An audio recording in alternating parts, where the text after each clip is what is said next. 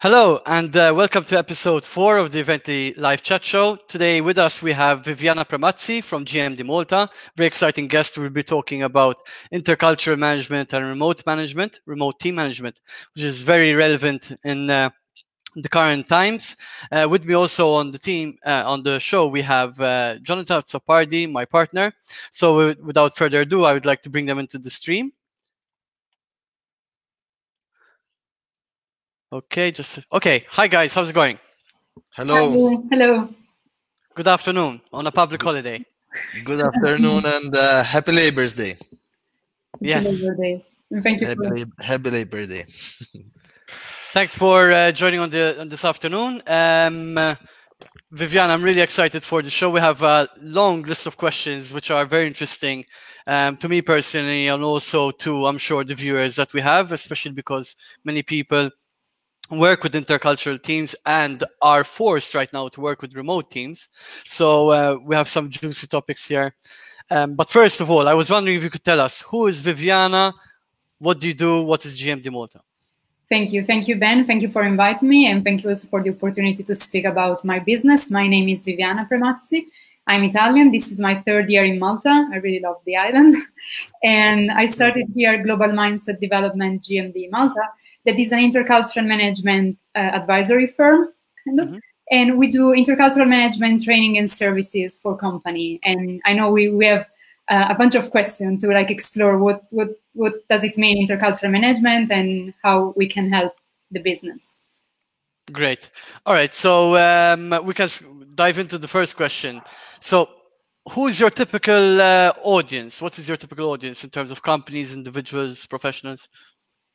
So there are companies that have a multicultural workforce, so international people working together. In Malta is most of the companies, I would say, in different sectors, being them SMEs or big company. We know that in Malta, most of the company, they have an intercultural, multicultural workforce, people from all over the world.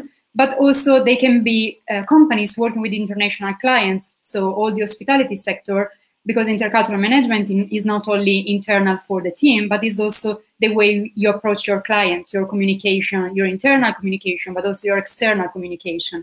And also internationalization. So if you want to start a business or a branch in a new market, in a different country, how we can help with intercultural management and intercultural services.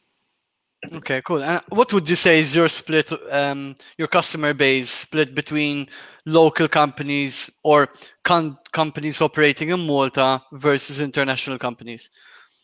I have both. I have local companies, so Maltese companies that have a cultural diverse workforce, and they want to make the most out of it. So really create an inclusive workplace. And these are, let's say, my best clients, because it's not only just check the box of diversity or do a one-shot service, but really to promote an inclusive workplace.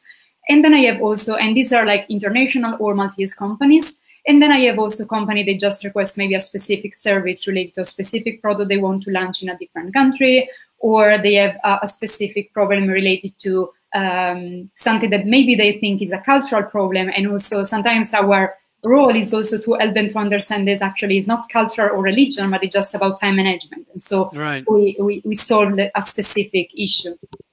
Okay, and would you say that companies usually come to you when they have a problem, or when they are looking to, they're anticipating that they're going to have a project and they will require your help? How does it usually work? Also in this case, I would say both. I have the one that they call me too late, kind of, or when the problem is already there, and I try to solve them. But also what we try to do is also to maybe start a best practice for the future. But then I have also company that they really have a vision. So they want to do something, they have found the needs, maybe they work in different sectors, and so they find the needs in the construction sector, the care sector, and they want to do something related for their employees and their clients. Okay, cool. Yes. Sometimes I guess it would be the case where some businesses don't realize that they need your services until it's too late. So I guess you would meet a lot of that, right? Yes, I think I always say half of my work is promoting awareness that this is an important topic. Is not only something like fancy or something for the reputation of the company. It's actually something that can help the company to save time and money if it's managed in a proper way and before you get the problem. So yeah, definitely. Yes. Okay, cool. So going into the first big question really is, what is intercultural management at the workplace? What are its pros and cons in today's society and today's ecosystem? I would say it's something that I already mentioned. So intercultural management is when you have an international workforce. You have people coming from different countries or different groups working together, and you want to manage them in the best way possible and promoting an inclusive workplace. So have a good communication, a good leadership style, a good management of the team or teamwork. Pros and cons, there are many studies, and the pros are that diversity and cultural diversity have proved to be to improve like creativity, innovation, because you have like different perspective. You can also like reach different markets because you have like people speaking different languages, knowing different cultures. Is also for some companies nowadays also part of their reputation, their brand identity. They want to show that they are culturally diverse because they know that the millennials also like a diverse and a company that promote diversity. Of course, the cons, so what you have to do, like to manage a diverse workforce, because of course there are different challenges compared to an homogeneous workforce.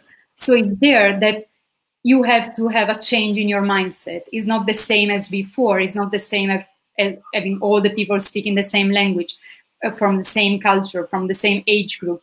Is something that requests something more or a different mindset, and what we call a global mindset. So. Yes. Yes, it's understandable, and I think more and more each company is becoming multicultural and intercultural, so it's important, and sometimes it's not by design. Like this happened to us as a company, where pretty much half of our workforce are foreigners, while the other half are Maltese.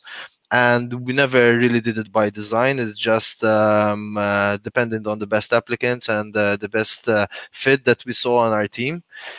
So yes, you have to adapt. So it can be small things. Like in the beginning, we spoke in the office primarily Maltese, but then we had to make the decision that everyone, when we're talking between us, has to speak in English. So even like passively listening, people don't feel left out and can chime in if they need to. And this is just one very small thing that we're talking about here. So I can't imagine with a larger team, multiple departments, how what an impact this can create for a business.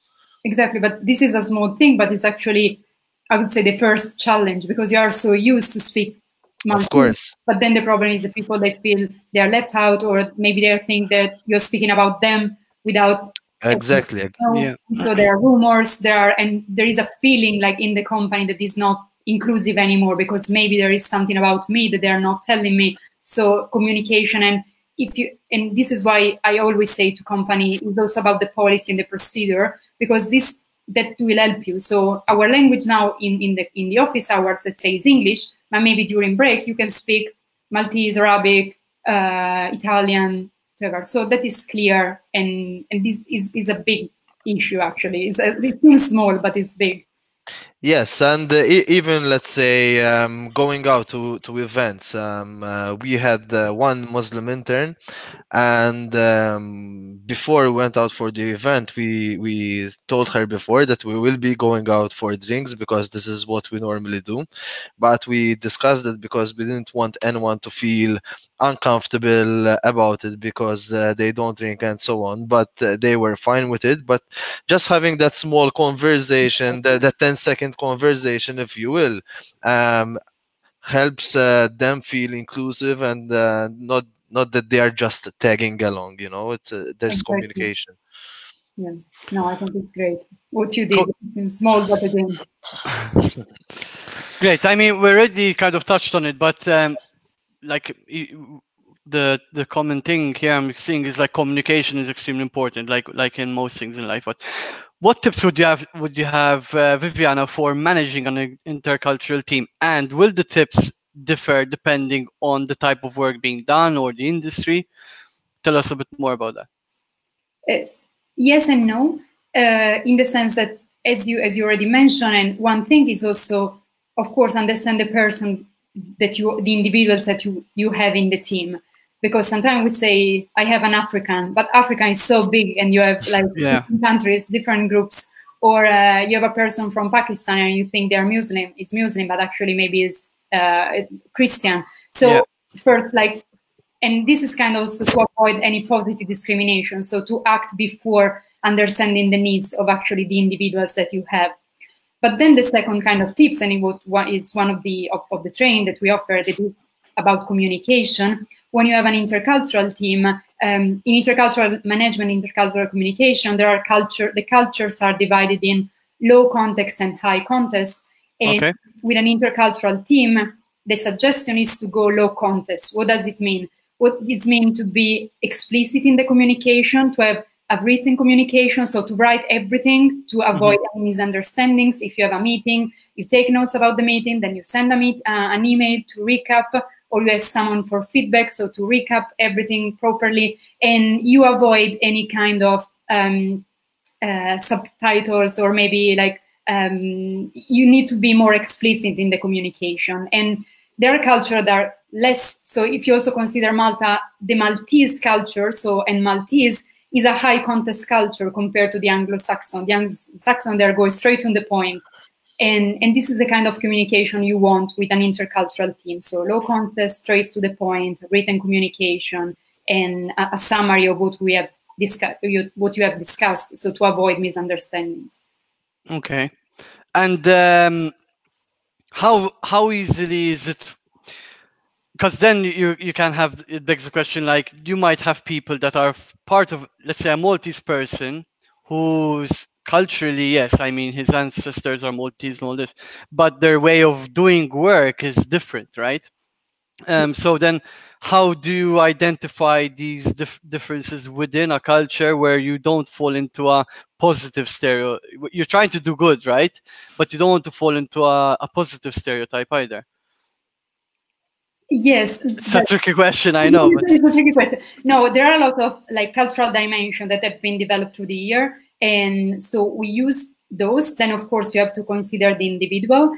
And I would say also, I always say that Malta is really peculiar because you're a Mediterranean country, but with a kind of British backbone. And this is why for a person coming from Italy, and part of my job started because of the Italians company, that they were coming to Malta and thinking that Malta was like Italy or Sicily, and actually it's not.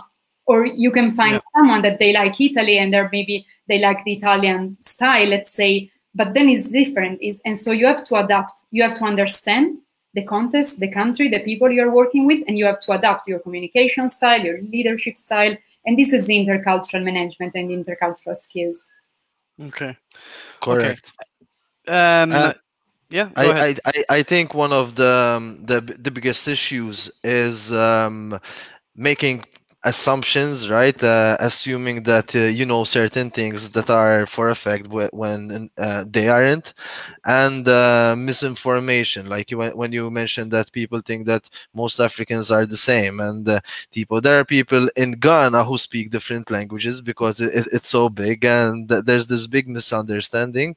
So I'm pretty sure that one of the main things that you do is the learning and the education part of, I think that's the first building block, correct? Yes. It's really to help people to understand the complexity, or at least that there is complexity there. It's not one word. Yeah. Okay, great stuff. I'm really enjoying this conversation. So thanks for the insight, Viviana. You actually used the word stereotypes. So stereotypes and racism in intercultural workforce. Is this a thing of the past? Is it present? Is it getting worse? Is it getting better? Tell us more. So my students know, and this is for me is an important point. In all my training, I never use the word racism, because what we do is actually, we don't judge as interculturalists, but we try to understand. And we try to understand the stereotypes, the prejudice, the fears also, where all of this they are coming from. Is your history, is your experience, is your parents, is your like personal story or the story of your country. And there we try to, so all my training, they have a first part that is more self-awareness. And some companies, they think that is useless for them. They don't understand the aim of this session. But this session is extremely important, because if you want to understand the others, you have to understand yourself before. Yeah. Why and the stereotypes that you also have, but no one is there to judge you in our training, but just to understand the stereotypes, and maybe that you are a victim of stereotypes. And so I always say we play with the stereotypes, because we want to play with stereotypes and unpack the complexity, and then we start from there to meet the other. Yeah, and 2 points on this. So I like to say, and I mean it's a fine line between kind of saying it as it is and being judged. But there's a difference between saying stereotypes exist for a reason. Usually they are correct, right? It is valid. But there's or based on fact, or based on some kind of fact. But there's a difference between saying Maltese people and non-Maltese, we love pastizzi, which is a fact, but using that as something to insult. Exactly. There's a difference between saying certain people, this culture slams the door, so they're rude. Yes, they do slam the door, and you might perceive it as being rude, but they have no rude intention to do so. So we must differentiate those two, right? And usually they get mixed up, and it's basically a wrong way of looking at things. Exactly. The problem is when stereotypes and prejudice, they lead to discrimination or to like insulting someone. But they are there, and also the other point is they are one side of the story. What then we show them is that there is a more complex story. But yes, and as you mentioned, this is true. But why this is true? Why you shut the door? Why you like to eat pastizzi? Why you like to spend time together? Is because you are a collectivistic society, so you like family, you value relationships, and not why only because we are Mediterranean and we like to have like food together. Yes, but why, and what can this tell us?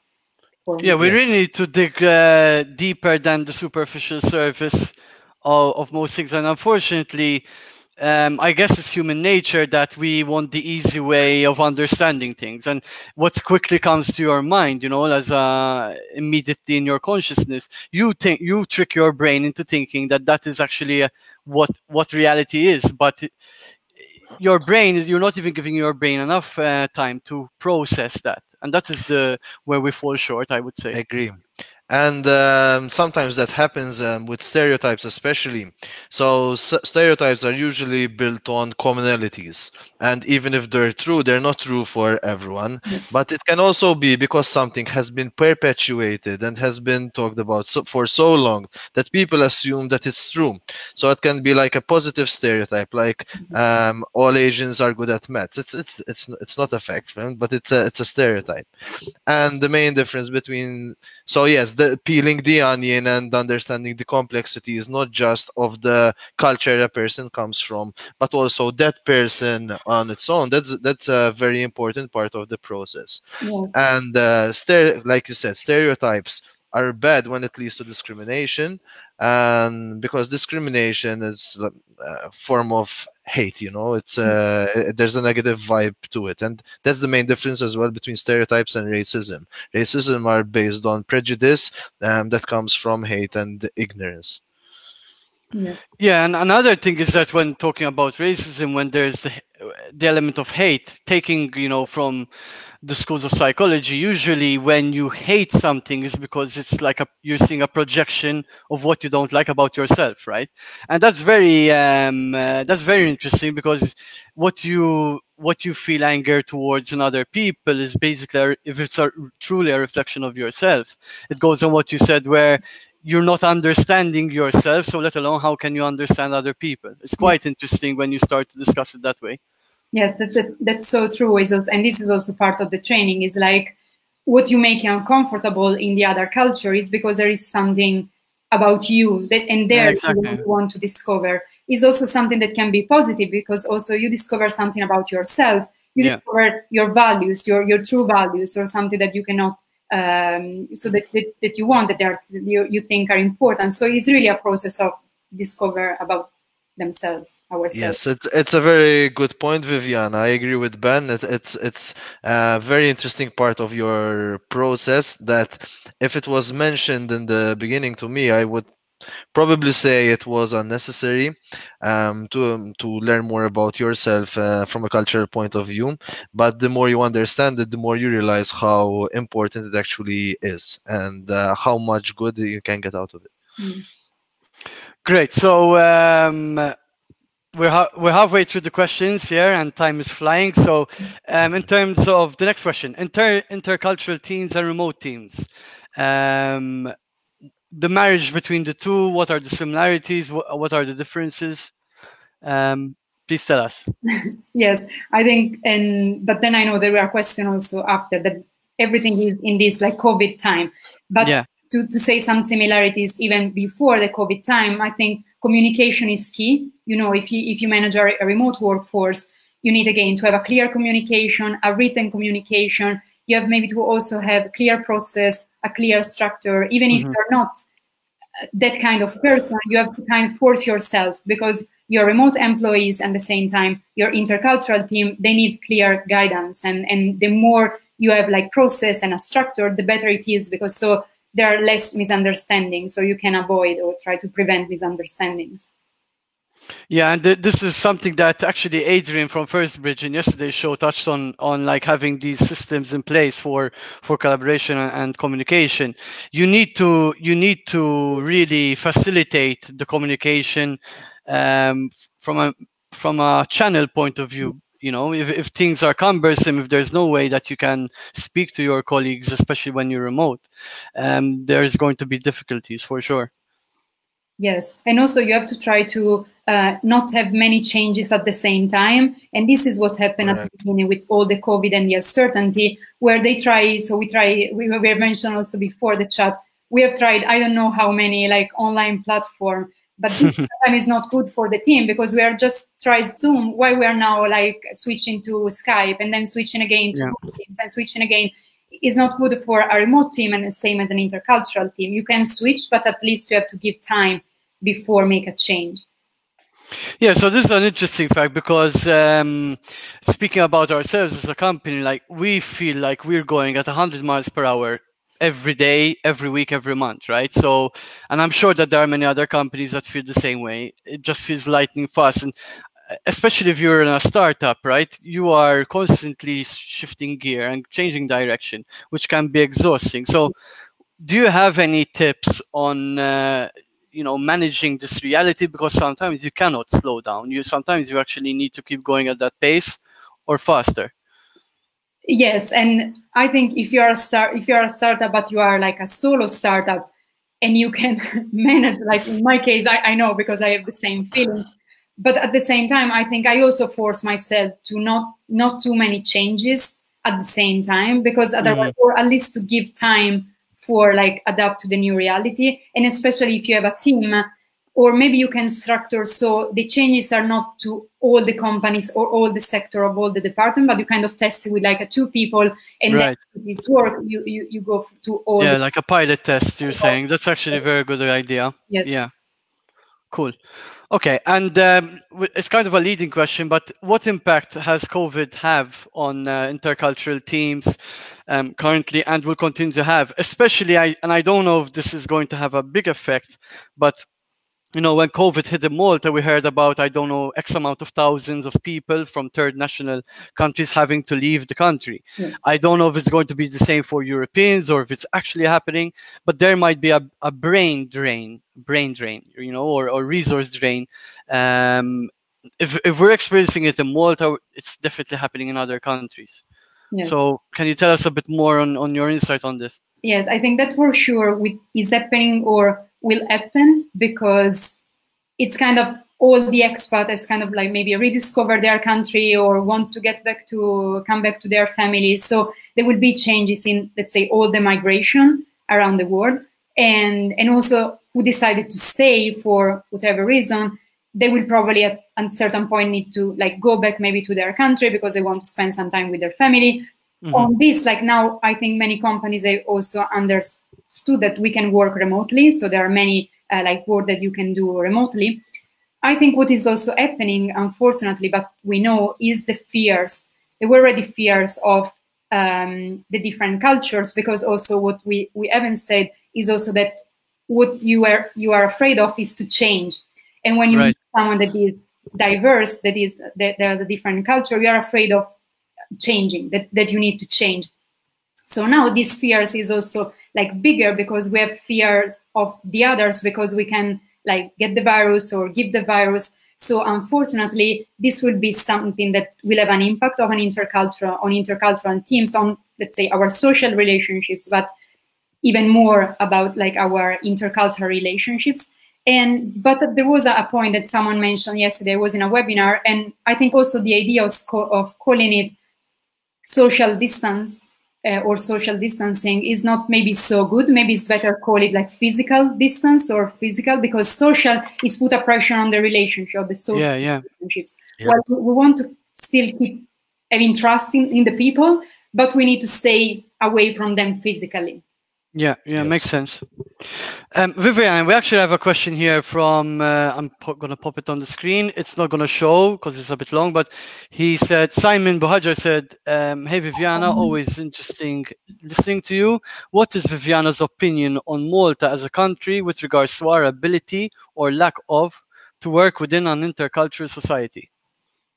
Thank you, Simon, for the question. And I think for my experience of working with company, and I mentioned even at the beginning with Maltese company, I really found companies, of course, there is a mix. But there are companies that they really, and I would say they're really Maltese with companies with a long history, and they had a vision of like their intercultural workforce, why they need an intercultural workforce, and the needs of their intercultural workforce, and the needs for their for promote an inclusive companies. And we mentioned a Muslim employee before. This company called me last year because they want to promote the health and safety among their Muslim employees. So their problem was that during Ramadan they were fasting and they were working in the construction sector, and they were risk of like fading and like hurt themselves and maybe hurt the others. So when they call me, and we say many also say bad things about the construction sector in Malta, we know that there is like many things going on. But when this company called me, I was really like positively impressed, and we are working together since there, because they're also working in the care sector, they have an academy.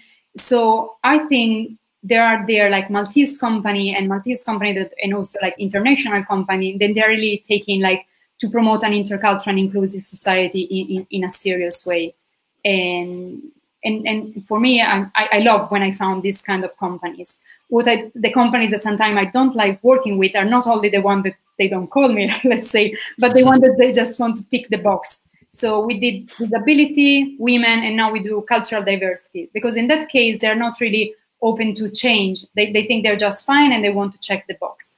And those are like not a good clients for me, and I think for the society. Right. We have another comment here from Alex, Alex Denise Caruana, Viviana the best. So, thanks, Alex.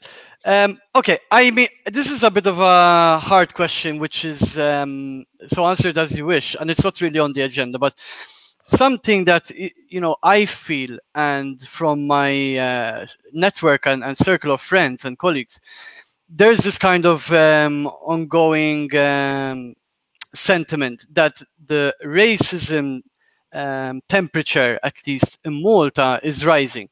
And this echoes maybe other countries as well, where you're seeing more far-right leaders on this. So I know it's not really the topic, but it goes in line with what Simon was saying. And I know Simon personally, so I know where he's coming from. What's your opinion on this? I think, as you said, unfortunately is a worse sentiment. And the media, and we also know the politicians, they use all this sentiment to get like votes or to get like followers. What I always found, all my previous experience in Italy was I was working with like migrants, refugees, second generations. And what I always found, and I think it is the same in Malta, I live in Msida and I know all the work of the local council in Msida, luckily there is something happening at the national level and on the media, let's say, but then at the local level, there is something different happening. And it's there that we want to start. There is a lot of work in the schools in Malta, in the teacher that they want to promote. And again, education is also key, because I was discussing yesterday with a group of teachers that the children, they don't see the differences, and it's there that we want and we need to start. For a kid, it doesn't make any difference if his friend is Amir or Mario. Yeah, exactly. But then maybe like Mario did something bad, and that is where it starts. But it's not because Mario is Italian or from any other place, but it's based on something else. And I think there is a lot of good work that have been done by the schools, the local councils, the NGOs, and I think it's there that we have to look. And sometimes the media, they just use like some quote from politician or something bad happening. And we know like the positive and the good news, they don't have like audience, but that is a pity. Yes, from a young age, I am noticing that there is a lot of work being done. I have a 5-year-old daughter myself, and every class and every school she's been to school so far, we're intercultural, and there are no issues there whatsoever. But when it comes to parents and some parents' comments, for instance, I can assure you that ignorance and racism is still very much there, and it needs to be checked. So if all these parties come together, and so whether it is like you mentioned, the school, local councils, and now even companies, thanks to services such as yours, and out of necessity we start learning more how to work together, I hope that then the general population will adjust as we go along. But yes. Yeah, I feel like the same as Ben, to some extent, and to certain races, racism has been increasing rather than decreasing, and it's sad to see in 2020. Yes, what I just like, or I want to highlight what you mentioned, is I always say also that our role is, because as I mentioned, like the fears are there. What I want to do with global mindset development is to help you to enjoy the diversity. The diversity is there, the cultural diversity is there. What we want to help you is not to be afraid of the diversity before you know it, but know the diversity and then try to enjoy. Because then if you really can enjoy, you can enjoy at school when you have a cultural diversity day and you start speaking with like the Serbian parents or the Italian parents, and you actually realize that you have things in common, or you want to explore their culture or their religion, or you're curious. Curiosity is also key. And sometimes we just want to stay as we are and just like posting some like negative comments. But yes, and it all comes down to mindset, really, because in many different aspects of life, we enjoy the diversity of different cultures. So if we mention food, right, trying out different foods from different culture, it's something of a pleasant experience. So it's very strange that when it comes to people, we don't have the same sentiment. So certain parts of the culture, it's fine. Certain parts of the people, it's not. So it doesn't make sense, but it just shows how flawed our mindset is. Okay, so we're at 35 minutes, so time is racing. So go to the next question: remote working or working from home? Maybe a bit of a rhetorical question, but will it become the new normal? It currently is. Will it continue to be so? Probably yes and no. There are companies that will adapt, and they have realized that they can save maybe time, money, and also energy. But I also know that there are people that they are more comfortable with like staying with and also we can say that working from home is fine if you have a good apartment with a good connection, with a good laptop. But if you don't have, you need a place, you need an office, and so it will probably depend by the company. Maybe it will be more flexible work, or there will be more flexibility, but probably would be an individual choice and a company choice. Yeah, this is like Maslow's pyramid, right, of needs, the hierarchy of needs. And we actually, our team has been writing some articles, COVID-related articles, and like how we can benefit from the situation working from home.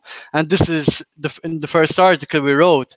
This is the first thing we wrote. You know, you need the basics to be able to work comfortably from home. You need a desk, you need a laptop, you need a keyboard, and I don't know, monitor. So the basics need to be there, and we know many companies which, you know, they're quite big and they don't even have the functionality or the will to give their employees budget to buy a small laptop to work from home, which is quite sad if you think about it. But the benefits of, not everyone can work from home, obviously, but the benefits are huge. Even if just in Malta, the traffic is a huge problem. Like, even if we just reduce that by X%, we're already in a better position. Not just for traffic, but health reasons, all this. So. There's a lot of trust and understanding that is needed, because we talk a lot about the technical aspect of it and having these tools and having the laptops and having the software, but trusting your team to abide by certain processes and to be working when no one is looking on them, right? I think that is the hardest part for most businesses, the most challenging thing for most businesses, and it has to come both ways. So when it comes to our staff, whenever they're dealing with a personal issue that relates to their family and they can't be productive, instead of them just not telling us because there's no other way of knowing, they just come to us and tell us, listen, I'm dealing with this, I need a couple of hours, you can take it from my leave or I can work it later. And I love that, because that shows trust from both parties, and we have no other reason not to trust them. So that is a very important aspect when it comes to remote working that I don't feel is being discussed enough. Yes. Cool. So, Viviana, best practices, I would say, for managing a team remotely. I think it's absolutely also what Jonathan just said. So trust is also key when you manage a remote working, but also in this time of uncertainty, COVID-19, we've really seen at the political level and also at the company level that we need leaders, but real leaders, and leaders that can be supportive, that can be there not only to check on you if you're doing what you do, but also to help you to do it in a different way. So it's really, it's also the need to have different leadership style. And also, as you mentioned before, is also part, I think what happened in the first month of the COVID-19 was also that leaders were kind of forced, and managers kind of forced to share their private life, because maybe there was a call and there was a kid coming, or a cat coming, or a dog coming. But that was also useful, because it's kind of also, with all this pressure, all these uncertainties, there is more personal connection and social connection between professional and personal life. And so the leader could also be more supportive, because it was actually experiment the same things. And they also see when you work remotely, if it's not the manager who also lead by the example, so if the manager will allow the employees to work remotely, but then is always there in the office, there's something in the employees, they don't feel uncomfortable, or they don't feel comfortable in working from home. While if everyone is really working from home, it's okay, it's good, and we trust each other that we can do it, because he's also leading and doing it as first. Cool. And then the last point, I think, is asking for help. Asking for help for if you have any consultant or business advisor. And I think also what we did was extremely important, because there were actually free advices on how to work remotely, how to manage uncertainty, how to manage a team, and it was really, really good. Thank you. Yes, I think that is one of for all the evently talks, everyone that we spoke to, one of the common things that everyone said is don't be afraid to ask for help. It's out there, people can help you. And if I have one advice to our listeners is, don't be afraid to get in touch with consultants, right? A lot of people has this idea that consultants cost a lot of money, or it's an additional expense. But really and truly, a consultant, or shall I say a good consultant, is an investment in the growth of your company, because it's not just about growing a company, but how that company grows. That's very important, and sometimes that is misunderstood. Feel that they're paying too much, but just because you don't see always the fruits of their labor immediately, that could be a paradigm shift to how your company is going to transform from 10 people to 50 people and still function and operate in a intercultural way, or in a positive way. Exactly. Yeah, that's because companies, they want to see the numbers, and but it's true. If you're not using in my field, an intercultural consultant, maybe in a relocation process, you can also get a loss that is more than paying the consultant and having a successful relocation. So, Listen, and I understand these business owners because we have these challenges ourselves. Sometimes is it something that we get a return now, or are we investing in this because we can see a return in 1 year to 2 years time? So I'm not saying that there's no one right way of doing business, and we have to make decisions on a constant basis. But don't be afraid to get in touch with a consultant, or not just a consultant, it can be people from another business, right? And get their thoughts and ideas. This is how we all grow together. I may teach you something, but you can teach me two other things. And there was a while in my career where I didn't use this to my full fruition. And when I started to shamelessly ask for assistance, I grew as a person, and in return, I can help more people as well. It's just how it works. Cool. So the final question for you, Viviana, if maybe you could give us a summary of the tips you would give to company leaders, people managers, and as well the employees during this time and moving forward. Yeah, I would say be a leader in the sense that we have mentioned before. So be a supportive leader, be also a leader that can share and also ask for help. And this is for everyone, like leaders, managers, and employees. Also practically active listening. So and is the listening that we have mentioned before. It's not that you are listening to judge, you're listening to act, but you want to understand, you want to gain all the different perspective, and then you want to make a judgment or take an action. And also set boundaries. This is mainly probably for the employees, but also for the managers. And I would say for us as a startup, set boundaries, because you also need like your private life, you need a work-life balance. And especially now that I think for everyone, it's like we're working 3 hours more because we are always like reachable online. We are on Zoom till 7 a.m. till 9 p.m. No, set boundaries also. And now maybe you cannot go out for a walk, or maybe you can, depending on the country where you are, but set boundaries and do also something that is not work related. Very, very good information. Thank you. Thank you so much. I don't know if you have any final words, John and Viviana, before we bring the show to a close, because we are slightly over time. Go ahead if you have any final words. I know you wanted to mention your new initiatives, Viviana. That's true. We are hosting a talk also on our Global Mindset Development GMD Malta Facebook page. We're hosting a talk with expats living abroad that they are going through some challenges that are different than the locals, but most important, we are sharing that is already something. And so we feel, let's say, normal, but also in this idea of asking for help, we also provide like resources, and everyone is sharing the resources that they have found. And then if you want, you can also get in touch with some specifically, maybe they're doing like mindfulness or yoga, or they're like lawyer. And so we are trying to like promote this idea of supporting like expat and sharing what we are going through. And when will this be, Viviana? It is every like Wednesday and Saturday afternoon at 4 p.m. Live on our Facebook page. Okay, and how do they access that? Share that link. Yes. How do they access what do they search for? Global Mindset Development GMD Malta Facebook page. And tomorrow at 4 p.m. we will be there. I will share the link. Okay, amazing. Thank you. We have a final comment here. Thank you very much. Very interesting from Glor, Viviana. So thank you for that.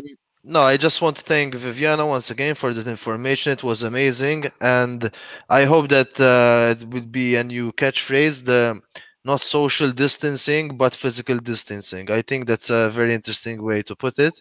And I think it's time where we need to be a bit more social. So thank you for that. Thank you. It was a pleasure. Thank you very much. Thank you. Have a great weekend and rest of the public holiday. All right, I'll bring the show to a close. Thank you. Okay, so there you have it, episode 4 of the Evently Live chat show. We had a very interesting guest talking about Viviana Premazzi from GMD Malta, talking about intercultural management, stereotypes, how to manage people remotely, how to manage differences. It's been great. Thank you so much. Thank you for tuning in on a public holiday. We'll let you enjoy the weekend. Have a good one. See you next time. Bye-bye.